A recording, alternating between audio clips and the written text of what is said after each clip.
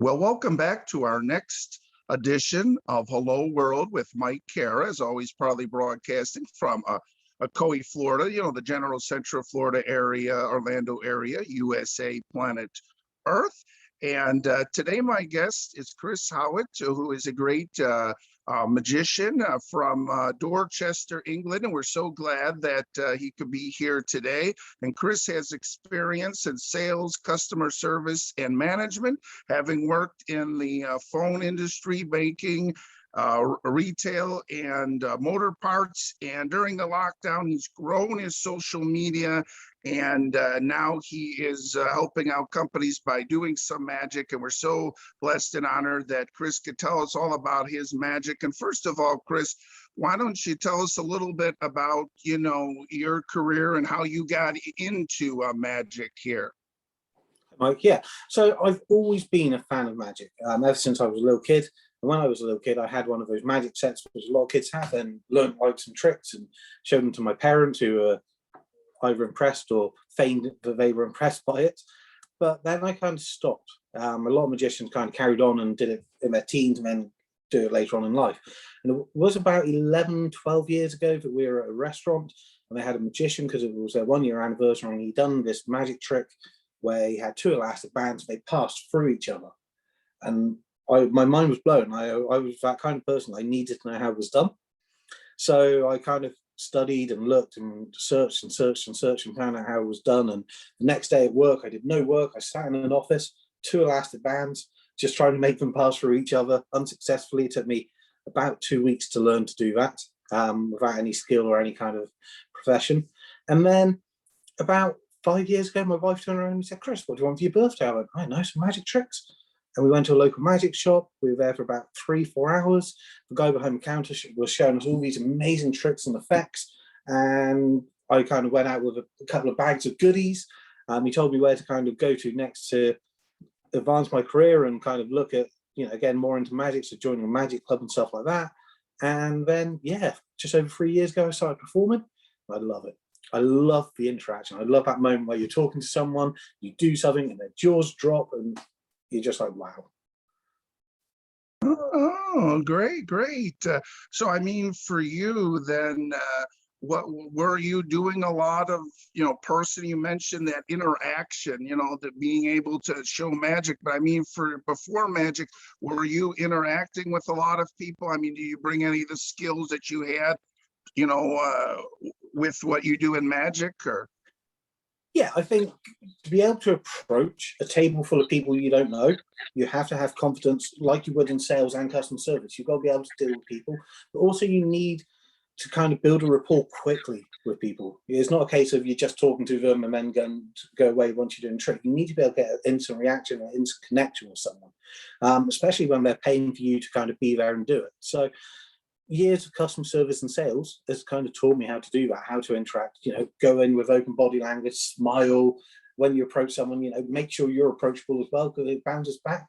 Quite often, if let's say you're at a charity event, they're sat around before the meal, they're all chatting to each other. So you've got a table of 10 people you don't know, all talking to each other, and you're just going to interrupt and give them 5-10 minutes of magic halfway through a conversation. So you've got to be able to interact with people quickly. You've got to be able to build that rapport quickly. So yeah, like I said, my background in talking to people, sales, recognizing when people are happy, sad, don't want to be bothered, all kind of the experience I think any performer kind of needs in that situation. Oh, okay. So, you mentioned now here in the introduction that you're helping out companies and you're doing magic during during the lockdown. I mean, is that something you could still do on Zoom or other ways, or? Yeah, I've done a few Zoom shows. I haven't done a lot on Zoom, but I have done a few Zoom shows and open mic nights and things like that. But primarily, I've done a lot on social media. As you said at the beginning, I've grown my social media, both Facebook and Instagram. I think I've doubled the followings I've got through Instagram. People have asked me to be featured on the books. They've asked me to, like I said, help out companies. So I've done a video for a dairy farm. They were just being featured in a local magazine. So I've got a copy of a local magazine. I poured some milk into it. I made the milk disappear. and then I poured the milk back out and drank it, and that was something for them. So it's a bit of advertising for them. It's advertising for the magazine. So it's just, wherever I can help people out, I'm happy to do it. It's one of those things where I think sharing what I do and the passion I have for it helps other people. Oh, okay. So it says here one thing we didn't mention, that you were featured in a book of some sorts. Can you tell us about that?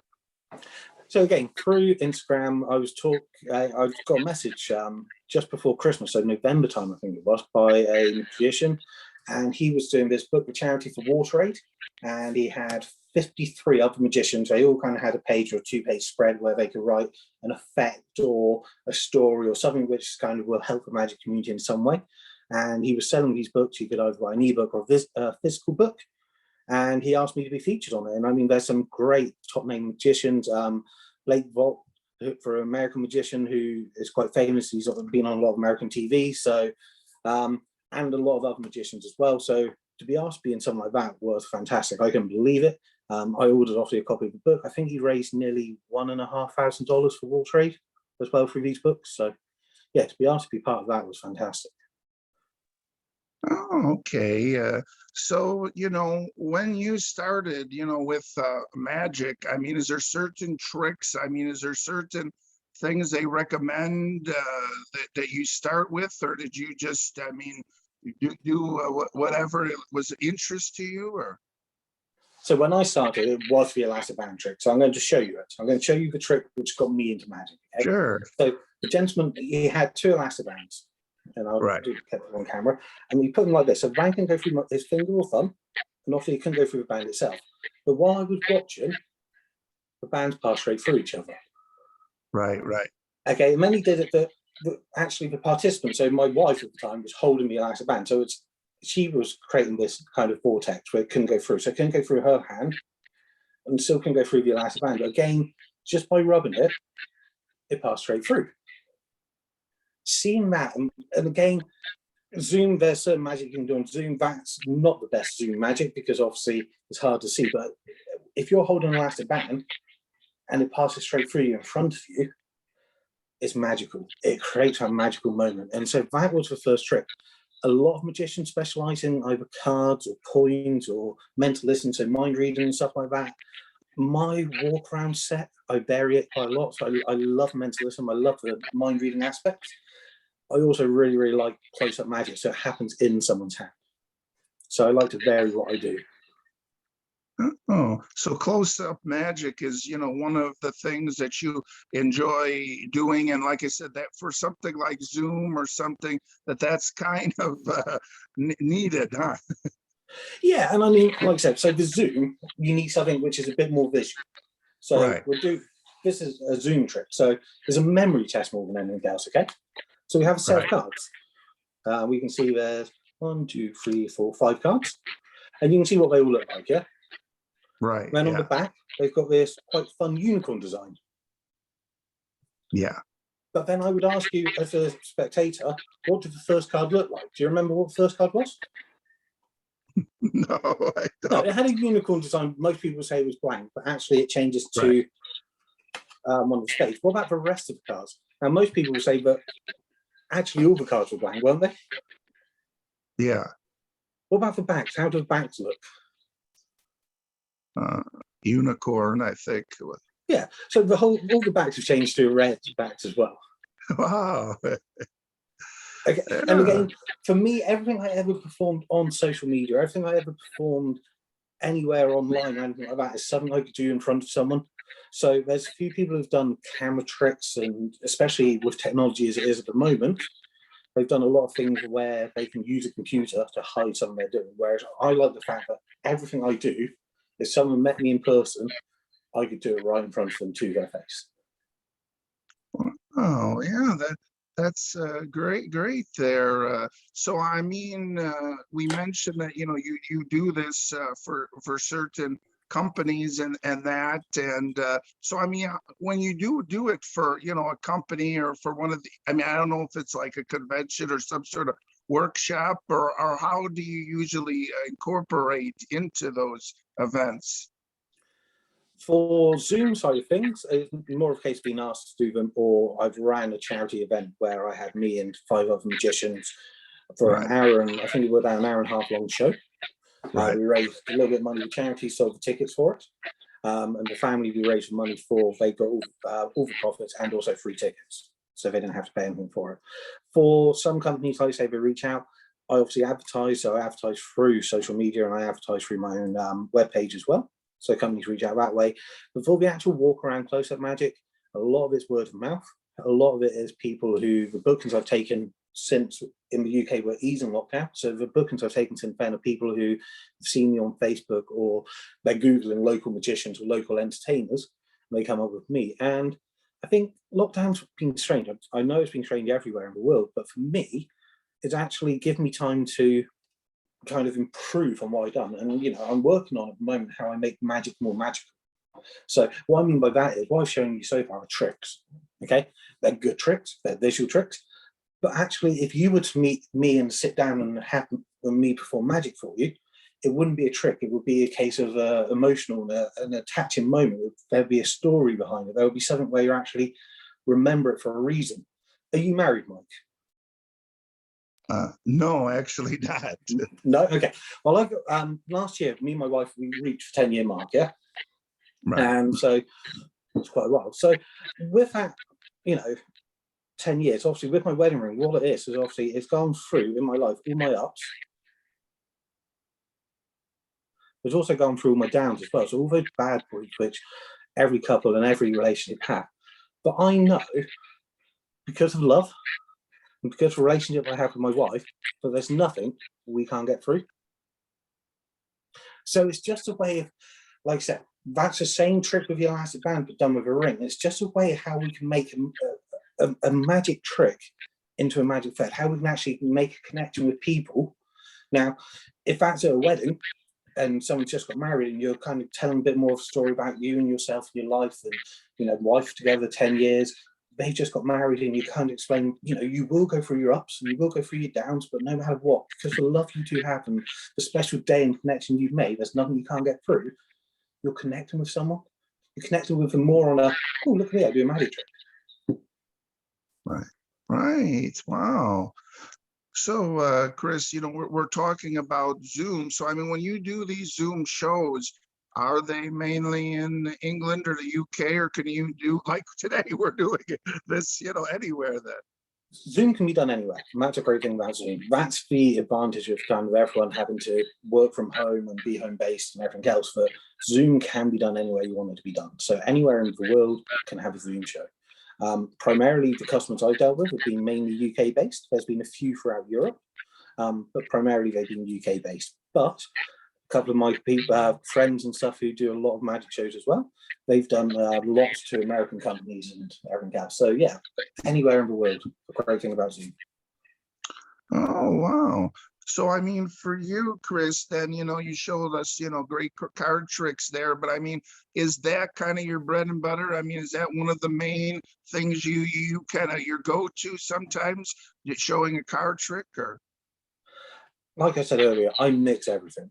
I Right. love the ability that, you know, magicians are renowned for doing card tricks. Right. But with the world we live in nowadays, not everyone, especially kind of the younger generation, know that much about cards unless they play poker. When I grew up, my mum would play solitaire all the time, or patience, depending on what you call it. So she would sit there and she would play solitaire in the evenings to keep herself entertained. Nowadays, obviously, everyone's on their iPad, iPhone, smartphone, whatever they have, and they're doing that in the evenings. But that's what my mum did when I was growing up. So I kind of grew up with cards.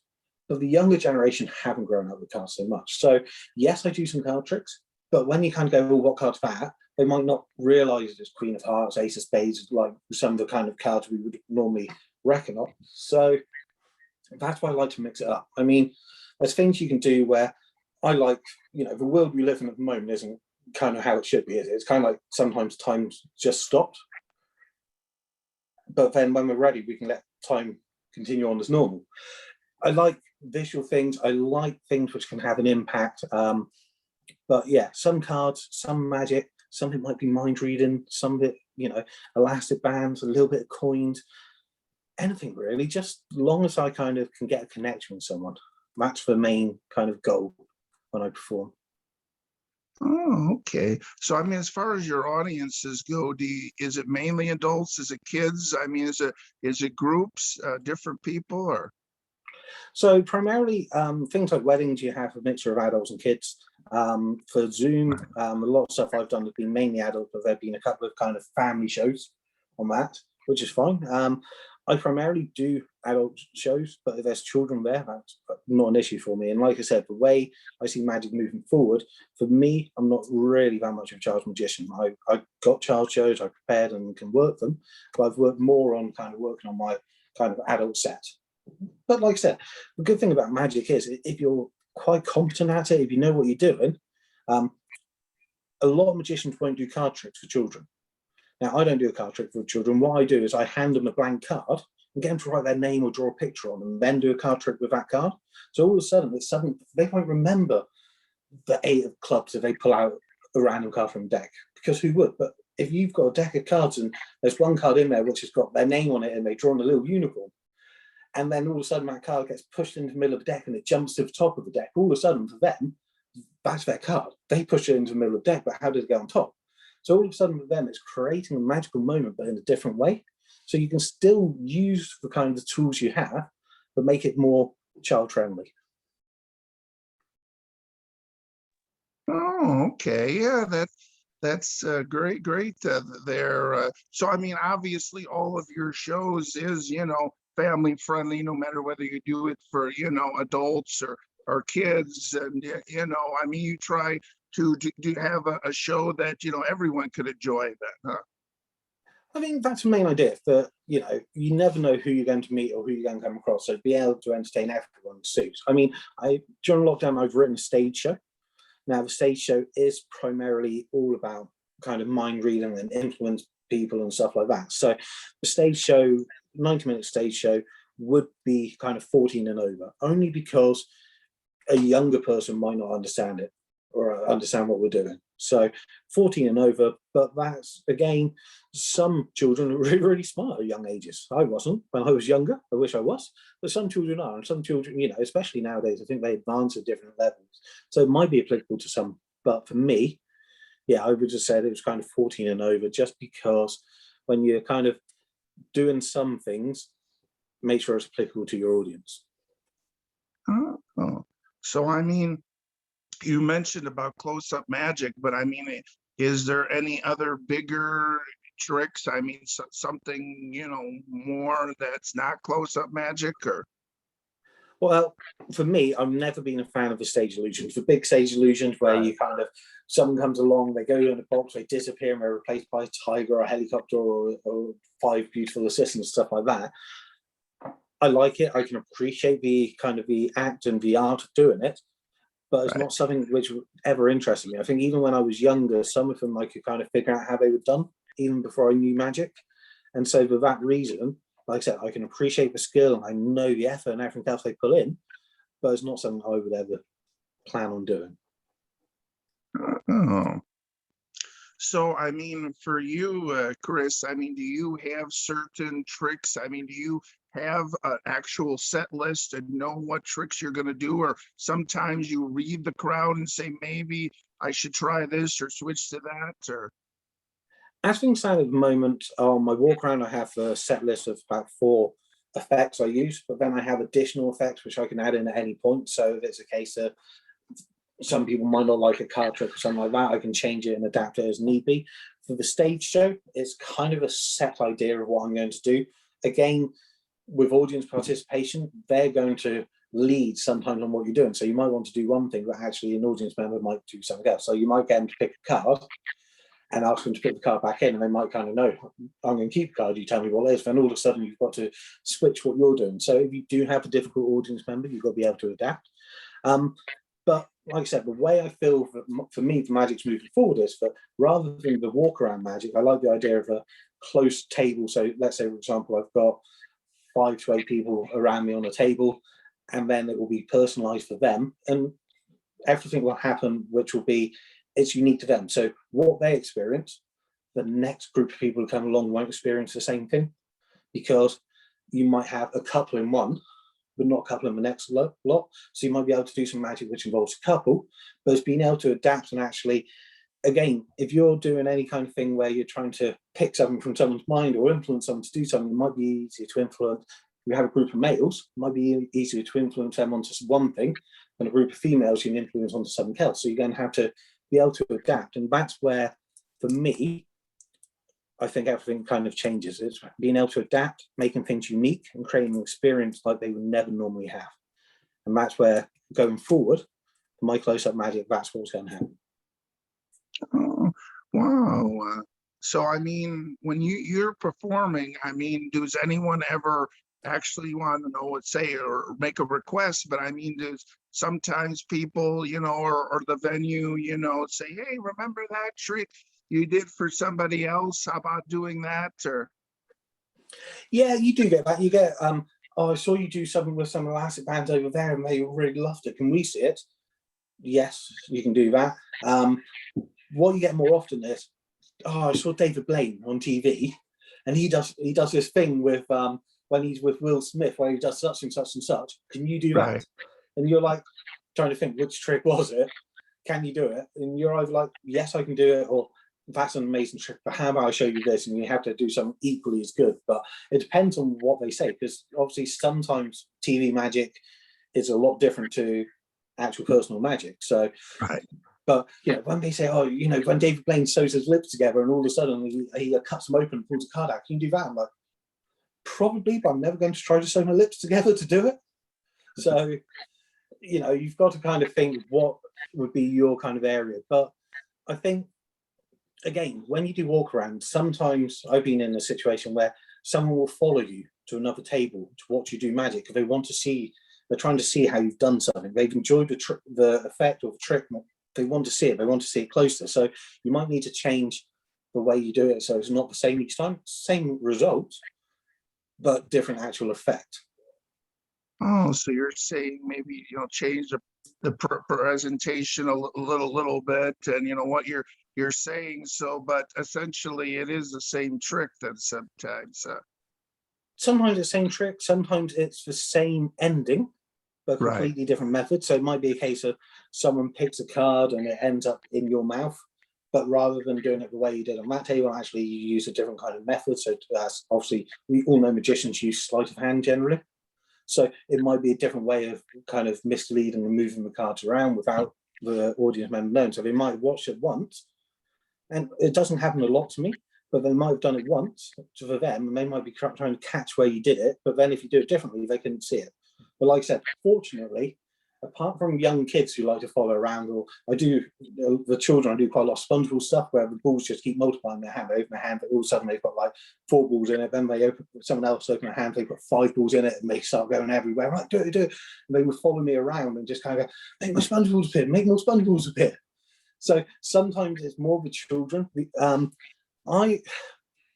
a non-arrogant way, I always find that if you have a member of the audience, and when I first started performing, I had this a couple of times, but someone kind of goes, oh, that's a great trick, show me how you've done it. You've not made a connection with that person. All you've done is show them a magic trick. So all they're thinking about is that magic trick. So again, that's what I was saying about making magic more magical. It's moving it from someone who can perform a trick, which, don't get me wrong, a lot of people pick up a deck of cards will know a basic card trick. So someone who can perform a trick to someone who can actually make a moment where someone won't forget it.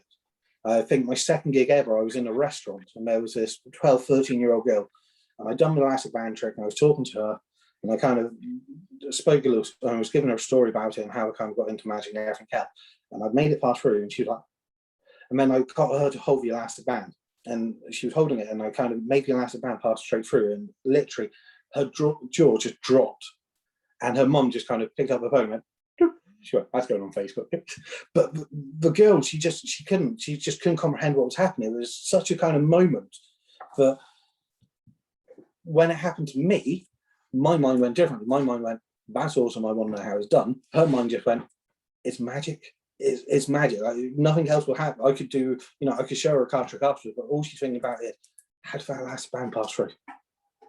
So it's creating magic for someone. It's making a moment where they won't forget what's happened. Right. Okay, Chris, so I want to ask you about, so I mean, do you ever have a situation where you see a trick on TV or you see like close-up magic or, you see another magician and say, I want to do that trick? Yeah, occasionally. Again, I think once you've been performing for a while, you know what will suit your kind of your style. So when you first get into magic, you see something and you buy it. And a lot of magicians have this problem where they have drawers and drawers and drawers of magic they're never going to use. So when you first get into it, yeah, you do. But I think if it suits your style, yeah. And some tricks aren't available for purchase. Some tricks might be someone's own trick, so you can't go out and buy it or anything like that. You can ask them to share it with you, but they might not be able to because it might be something they perform and they constantly perform, and they don't want to share it with the magic community because it's their opening trick or it's their go-to trick, it's their signature piece. So you might see something, and if you can't figure it out, you might never be able to perform it. Oh, okay. So, Chris, you mentioned about, increasing your social media there. Can you tell us now about your social media, and you have a website and all that? Yeah, so I can be found on social media at Chris Howat Magic. So Facebook, Instagram, Twitter, TikTok for the youngsters on who watch it well, and also my website at Chris Howat Magic. So during the first lockdown, the social media for Facebook and Instagram more so, I did end of May, I did 100 videos over 100 days. So just to help people and entertain them during lockdown. During the second lockdown in the UK, which started in January, I offered to do a 5-minute magic video for children's birthdays because they couldn't see friends or family and they couldn't go to school, so they just sat at home. So I did a 5-minute video for them, just to wish them a happy birthday with some personalized magic tricks for them. So yeah, most of that stuff, YouTube, everything else, all at Chris Howat Magic. Oh, okay. So, I mean, now the question is, do you have a YouTube channel or have you put anything on YouTube or? There's a few videos on YouTube. There's only probably about 7 or 8 videos on YouTube. And they're not the same ones as on my Instagram. So again, YouTube is at Chris Howat Magic. Internet, so webpage is at chrishowatmagic.co.uk. So yeah, so anywhere you want to look at Chris Howat Magic, you'll find me doing some magic. So.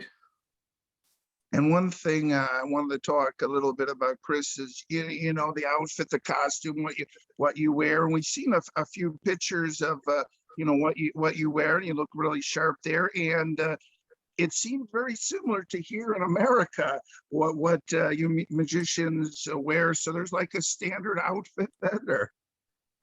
I don't wear a suit jacket, and I don't like, for some reason, I've always grown up, I never like long sleeves. So I always wear a short sleeve shirt and a waistcoat.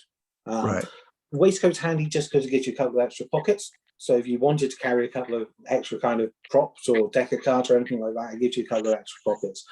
And I just think a waistcoat looks a wee bit smarter than just a shirt and tie. But that's just my opinion. So yeah, shirt, tie, waistcoat, that's what I always wear when I perform. I've got a couple of different waistcoats, but generally they're blue. Again, I don't know why. I just bought a blue one and I liked it and I kind of stuck to them. Oh, great. So I mean, as far as your presentation, with like when you're going to be performing in front of kids, do you use like colored scarves? Do you make it more colorful, or again, it's just whatever you do for everyone? So if it's a children's show and also old people's homes as well, it's generally going to be something a little bit more visual. So yes, it's going to involve either coloured balls, coloured silks, but just because having something which is more bright and colourful will keep them occupied, and especially when kids show when they're running around and going a little bit crazy, you need to be able to kind of keep them entertained and just keep them kind of looking and paying attention to what you're doing, so the parents don't have to. You're not booked for a magic gift for the kids to run around and be crazy. You're booked because you're there to entertain them. So if they're running around being crazy, you're doing your job. So yes, it needs to be a little bit more colourful. It needs to be a little bit more interactive as well. Funny, however you do it. I'm not the funniest person, but come up with a silly kind of thing, like whenever you do a trick, they all got to wave their fingers. So it gets everyone kind of involved all the time as well. So yeah, there's lots of different kind of things and methods you got to do for different audiences. So you're saying to create something that's unique to you, like create a signature or even a catchphrase or something? Yeah, I don't have a catchphrase. Signature trick would be the elastomer trick on walk around close up. For children's shows, I would say, I would get them shout, we need magical words. What magical words do you want to use? And I go, some will say Right. abracadabra, some might say some other things. And I go, how about we use wibbly wobbly? Every time I say wibbly, you say wobbly, and you got to wave your fingers. So what are the magic words? Wibbly, and they go wobbly, and wave their fingers. So it gets them all involved, it gets them vocal, gets them moving a little bit. And when you bring people up on stage, they remember wibbly wobbly. It's not hard to remember. So it's just, again, the children's shows, different from adult shows. If you had a group of 20 men in front of you on a stag night and they've had a few beers, the last thing they want to do is wave their fingers and shout wibbly wobbly.